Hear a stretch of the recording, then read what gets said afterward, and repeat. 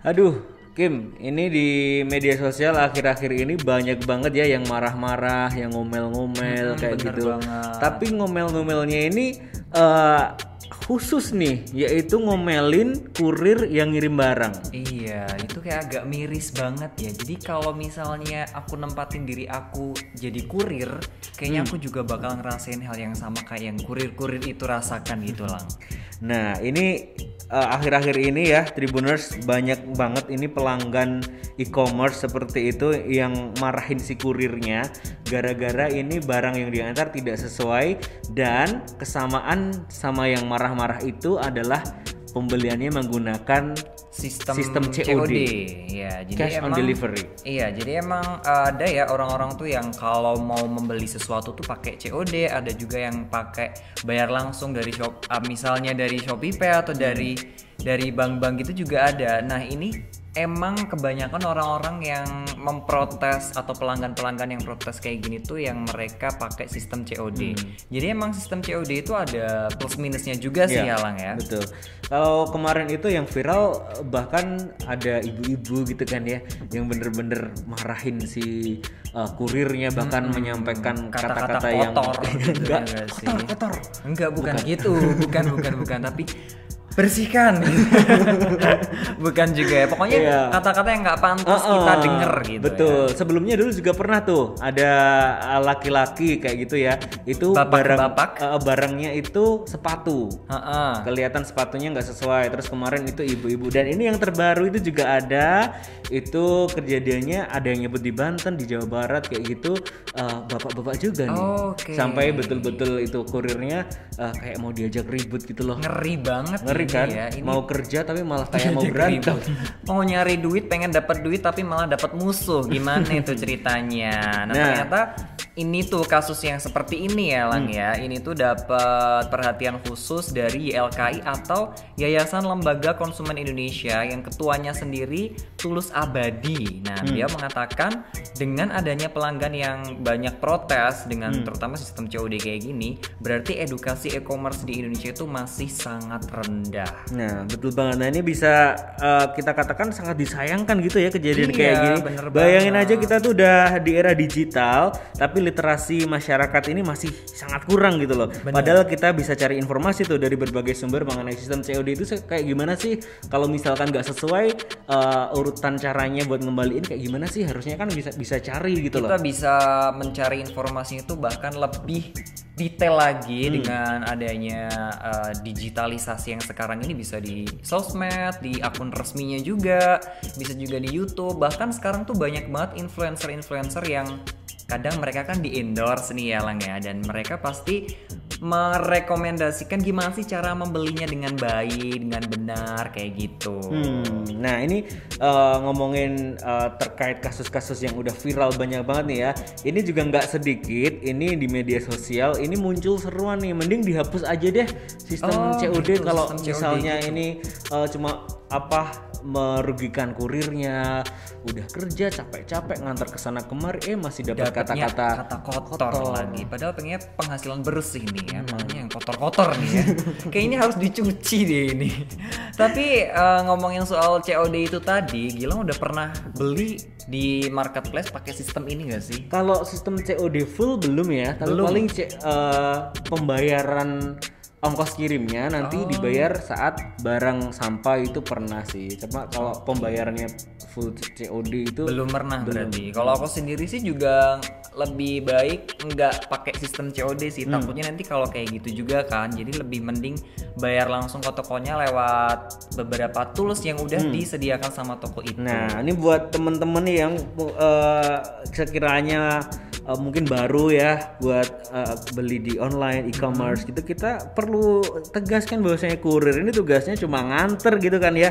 Jadi kalau ada apa-apa lapornya itu ke penjualnya, bukan ke kurirnya. Kasian, dipikir kurirnya itu apa, kagak bisa orang bisa ngadi-ngadi nih kamu ya. Karena kurir itu emang cuma mengantar. Jadi sebagai seorang pembeli di e-commerce juga, kita tuh harus kayak punya pengetahuan khusus gimana sih cara membayarnya, cara membelinya, cara komplainnya, segala macam itu tuh harus diketahui diketahui terlebih dahulu sebelum membeli ya. Membeli nanti takutnya malah nyalain kurirnya lagi. Kasihan juga, itu juga manusia loh ya. Betul. Nah, kalau Hakim sendiri gimana nih kalau sistem COD ini menurutnya perlu dihapus atau enggak nih? Kalau buat aku pribadi, jujur nih ya, sebenarnya mungkin tidak perlu dihapus, tapi perlu diperbaiki mungkin. Karena buat aku pribadi, kadang ada ya orang tuh mau bayar tapi itu susah, nggak punya rekening, nggak punya m-banking, nggak punya tools-tools yang udah diberikan sama e-commerce atau marketplace itu. Jadi emang buat aku pribadi lebih baik diperbaiki daripada dihapus. Kadang orang-orang tua itu kan lebih banyak COD kan, dan kebanyakan ini kasusnya orang-orang tua. Nah, iya nggak? Nah, kalau Tribuners sendiri gimana tuh? Mungkin bisa kasih tanggapan di kolom komentar ya. Bener. Gimana nih tentang COD ini kayak gimana? Nah, untuk itu, ini biar nggak semakin salah paham sama sistem pembelian di marketplace, ini kami berdua bakal ngasih tahu kamu nih sedikit pandangan tentang etika membeli barang di online shop.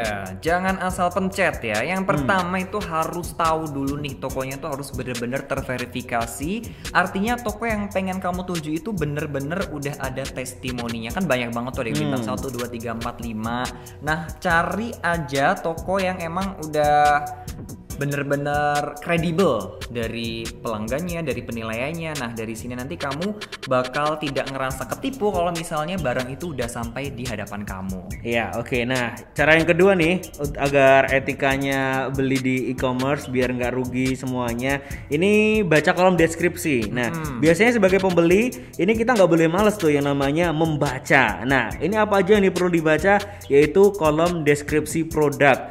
Itu kan banyak sekali tuh yang mencantumkan detailnya, mulai dari ukuran, harga, kemudian komposisi, tanggal kadaluarsa, dan juga detail-detail lain terkait produk tersebut. Betul. Gitu.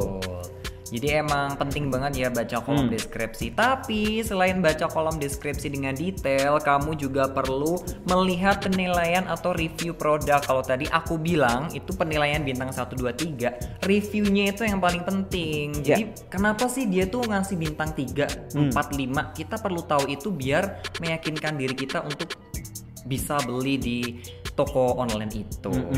Nah, sekiranya misalkan udah baca kolom komentar, udah baca deskripsi, tapi kok belum ngeh sama detail produknya, kita bisa lakuin cara yang keempat, yaitu dengan membandingkan barang tersebut di toko lain. Jadi kita bisa tahu nih, oh kok ini ukurannya segini, tapi dengan gambar yang sama kok toko lain ukurannya segini. Nah, itu sering loh kayak gitu loh. Nah, makanya berarti kan kita bisa lebih dapat informasi secara detail terkait barang-barang yang belum kita beli dan mau kita beli, itu bener-bener harus tahu dulu nih.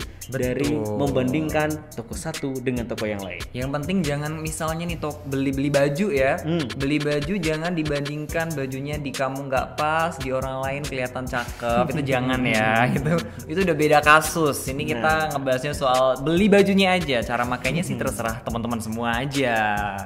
Ya iyalah, pastinya kita juga harus mawas diri gitu kan ya. Kan kadang-kadang berapa ukuran kita? Maksudnya kadang-kadang di marketplace tuh ada yang komentar dikasih foto, terus kita kelihatan fotonya cakep nih, dia kok di aku kayak gini ya, kegedean, kekecilan. Nah, itu udah masalah yang berbeda lagi nih lah. Nah, mungkin kita bisa bahas lagi di lain kesempatan lah ya untuk masalah ini. Nah, itu tadi Tribuners, ada beberapa tips gitu kan dia, atau mungkin beberapa etika agar apa yang kita beli itu sesuai dengan apa yang kita harapkan. Dan jangan sampai ada kedepannya tuh ada lagi kurir-kurir yang kena semprot sama pembeli tuh. Kalau disemprotnya duit mah nggak masalah, disemprotnya kata-kata kayak gitu ya saya mundur, ya nggak sih? Oke, tapi jangan mundur dari Tribunnews Style yang pastinya akan hadir dengan informasi terkini tentang lifestyle, tentang tips-tips seperti itu ya. Jangan lupa untuk selalu dengerin podcast Tribunnews setiap hari hanya di Spotify Podcast, dan di YouTube juga ada. Oke, gitu. Saatnya Gilang Putranto dan juga Hakim mau pamit. Terima kasih. Sampai jumpa.